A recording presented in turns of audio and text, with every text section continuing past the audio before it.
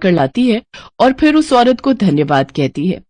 माँ जी, आज आपके बेटे ने अपने नए घर की खुशी में सभी गांव वालों को भोजन पर आमंत्रित किया है। क्या उन्होंने आपको नहीं बुलाया? जो मेरे श्री हरि का ना हो सका, भला वो मेरा क्या होगा? अब मुझे उससे कोई मतलब नहीं। शारदा देवी की बात सुनकर महिला वहां से चली जाती है। ऐसे ही समय बीतता गया। अब शारदा देवी और भी बूढ़ी और कमजोर होती गई।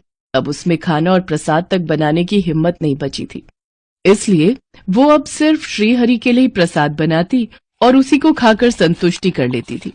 एक दिन शारदा देवी भगवान के आगे बैठकर रोने लगी और कहने लगी, प्रभु, अब इस संसार से मेरा मन भर चुका है।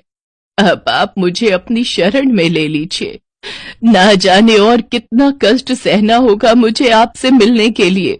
इतना कहकर वो भजन करने लगी। अगले दिन सुबह शारदा ने स्नान किया और फिर प्रसाद बनाने के लिए रसोई में गई तो उसने देखा कि आटा खत्म हो चुका है। उसे ध्यान आया कि कुछ गेहूं पड़े हुए हैं। वो गेहूं लेकर चक्की में पीसने बैठ गई, लेकिन कमजोरी के कारण उनसे चक्की चल ही नहीं रही थी। ये देख शारदा देवी की आंखों से आंसू बहने लगे। वो कहने लगी, प्रभु, आज मेरा शरीर साथ नहीं दे रहा है।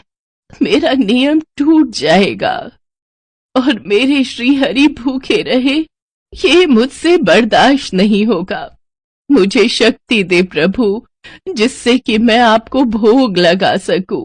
इतना कहकर शारदा देवी ने एक बार फिर कोशिश की और फिर दोबारा कोशिश करके वो हार गई और वो रोने लगी। तभी घर में तेज रोशनी हुई और नीले प्रकाश से पूरा घर भर गया। उन्होंने देखा कि स्वयं भगवान विष्णु चक्की चला रहे हैं। शारदा उनको देखकर हैरान रह गई। तभी भगवान ने उनसे कहा, मैया, क्या देख रही हो? मुझे बहुत जोरों की भूख लगी है, इसमें और गेहूं डालो। शारदा देवी को बिल्कुल भी होश नहीं था। वो रोते रोते चक्की में गेहूं डाल रही थी और भगवान विष्णु गेहूं पीस रहे थे। फिर जब शारदा देवी को सुध आई तो भगवान विष्णु गेहूं पीस चुके थे। इसके बाद विष्णु भगवान ने कहा, मैया, आज आपकी तपस्या सफल हुई। मांगो, आपको क्या मांगना है? मुझे अपने चरणों में स्थान दे दीजिए प्रभु, मुझे और कुछ नहीं चाहिए। भगवान श्री हरि ने उन्हें आशीर्वाद दिया तो शारदा देवी पहले जैसी स्वस्थ हो गई। शारदा देवी ने उनके लिए हलवा बनाकर उनको भोग लगाया।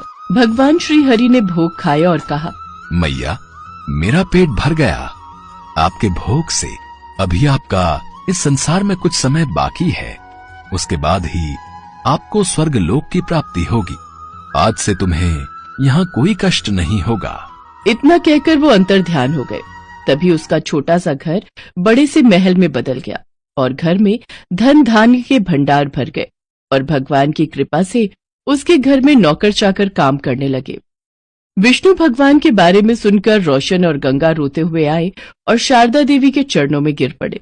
शारदा देवी ने भी उन्हें माफ कर दिया। अब वे सभी साथ साथ रहकर भगवान विष्णु का गुणगान करने लगे।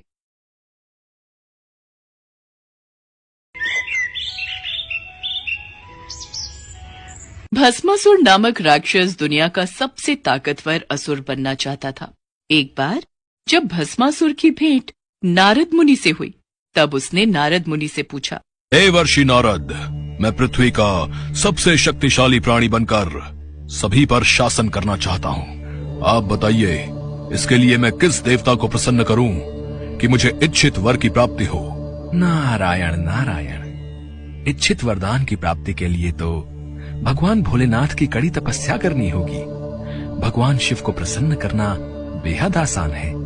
अगर कोई सच्चे मन और श्रद्धा के साथ उन्हें याद करता है तो वो बड़ी आसानी से उसे अपना बना लेते हैं और उसकी हर इच्छा को पूरा करते हैं। इसलिए भस्मासुर, तुम उनकी तपस्या करो तो अवश्य ही इच्छित वरदान प्राप्त कर सकते हो। अच्छा, यदि ऐसा है तो देवर्षि नारद, मैं भोलेनाथ को अवश्य प्रसन्न करूंगा। नारायण नारायण नारायण नारायण।